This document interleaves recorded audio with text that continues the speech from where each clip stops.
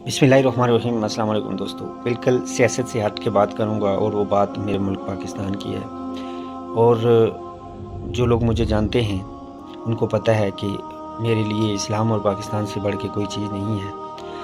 दोस्तों, आज हम बात करेंगे मीडिया की। पाकिस्तान का मीडिया बिल्कुल बेलगाम है और 90% हमारा मीडिया वो चीज़ें और वो बातें दिखाता है जिसके लिए उसको पेड किया जाता है। दोस्तों, अगर हमें सच्चाई ईमानदारी से अपने पाकिस्तान को चलाना है, हमें अपने अगली नस्ल को सच्चाई और ईमानदारी के साथ पालना है, उसकी परवरिश करनी है, तो हमें इस मीडिया को लगाम लगानी होगी।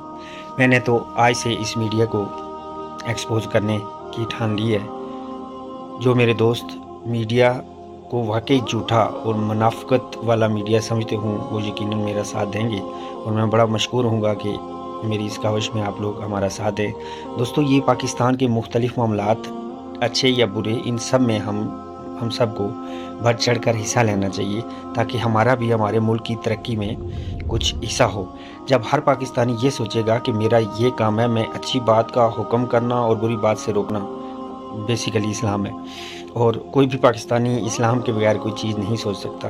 तो इसलिए मैं अपने दोस्तों से रिक्वेस्ट करूंगा कि आइए मेरे साथ मिलकर मीडिया को एक्सपोज करते हैं।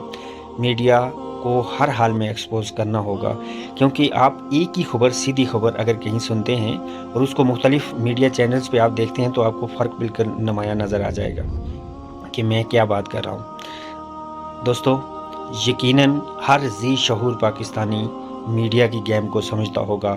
आजकल मीडिया को सियासी मकासद और ज़ाती मकासद के लिए इस्तेमाल किया जा रहा है, हालांकि मीडिया का असल मकसद कुछ और है।